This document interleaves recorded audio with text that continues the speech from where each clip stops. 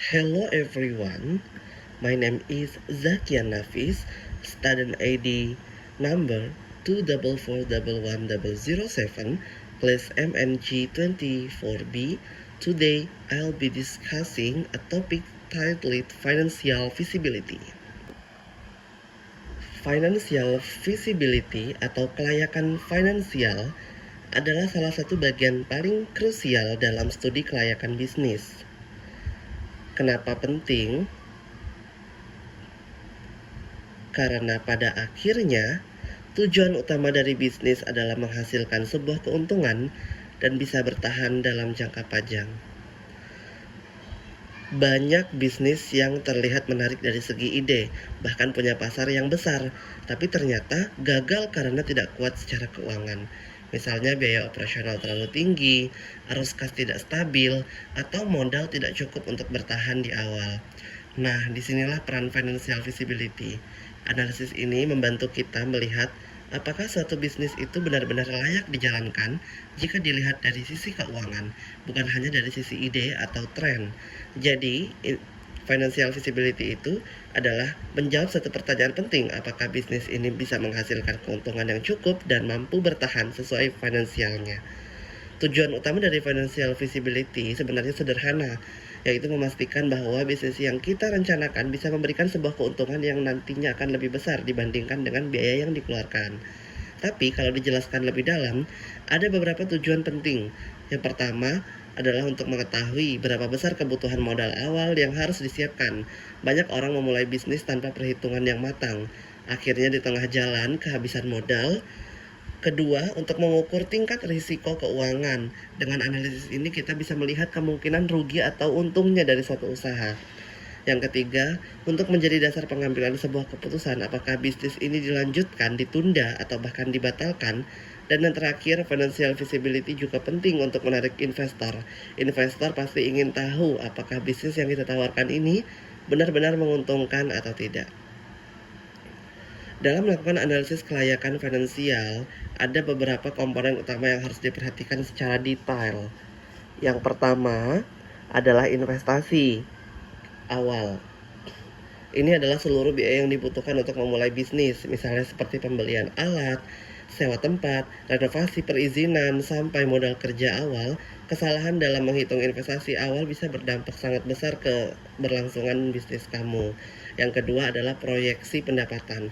Di sini kita memperkirakan berapa besar pendapatan yang akan diperoleh dalam periode tertentu, biasanya per bulan atau per tahun. Proyeksi ini harus realistis, jangan terlalu optimis karena bisa menyesatkan. Lalu yang ketiga itu adalah biaya operasional. Ini tuh mencakup semua biaya yang dikeluarkan selama bisnis itu berjalan, seperti gaji karyawan, listrik, bahan baku, biaya distribusi, dan pemasaran. Biaya ini juga dihitung secara rinci karena akan sangat mempengaruhi keuntungan. Yang keempat adalah arus kas atau cash flow. Ini adalah salah satu bagian penting karena arus kas itu menunjukkan sebuah aliran uang masuk dan keluar. Banyak sebuah bisnis yang sebenarnya untung secara laporan tapi tetap bangkrut karena arus kasnya tidak lancar. Yang kelima adalah sumber pendanaan. Apakah modal berasal dari uang pribadi, pinjaman bank, atau investor? Ini penting karena setiap sumber dana punya konsekuensi seperti bunga atau pembagian keuntungannya. Kemudian selanjutnya itu adalah metode penelitiannya. Setelah semua data keuangan itu dikumpulkan, langkah selanjutnya adalah melakukan penilaian menggunakan beberapa metodenya, seperti net present value atau NPV. Itu digunakan untuk menghitung nilai sekarang dari arus kas di masa depan.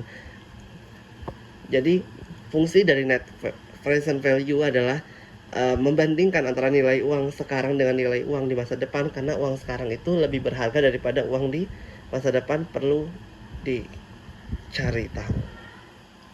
Jika NPV hasilnya positif, berarti kita bisa menghasilkan keuntungan yang layak dijalankan. Jika negatif, maka sebaliknya tidak dilanjutkan.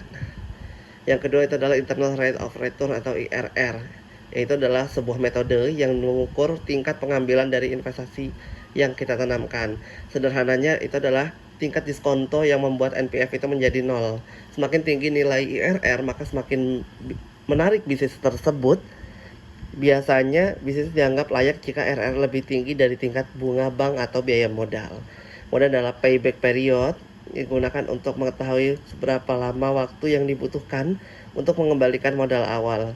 Misalnya jika investasi 10 juta dan setiap tahun mendapatkan 5 juta, maka modal yang akan dikembali adalah waktu 2 tahun. Metode ini sangat disukai karena sederhana dan mudah dipahami. Selanjutnya adalah Profitability Index atau PI. Itu menunjukkan perbandingan antara manfaat dan biaya. Jika PI lebih dari 1, artinya bisnis menguntungkan. Jika kurang dari 1, berarti tidak layak. Analisis risiko dalam finansial itu selain menghitung keuntungan, juga harus mempertimbangkan risikonya, seperti penurunan penjualan, kenaikan biaya bahan baku, perubahan tren pasar, dan juga kondisi ekonomi. Untuk mengantisipasi hal ini, biasanya analisis sensitivitas, yaitu melihat bagaimana perubahan variabel tertentu mempengaruhi hasil keuangannya. Misalnya jika penjualan turun 10%, apakah bisnis masih untung malah atau rugi? Contohnya, misalnya kita ingin membuka usaha minuman dengan modal awal 15 juta rupiah. Setiap bulan tuh kamu dapat untung bersih sekitar 2 juta. Dalam setahun berarti kan 24 juta tuh.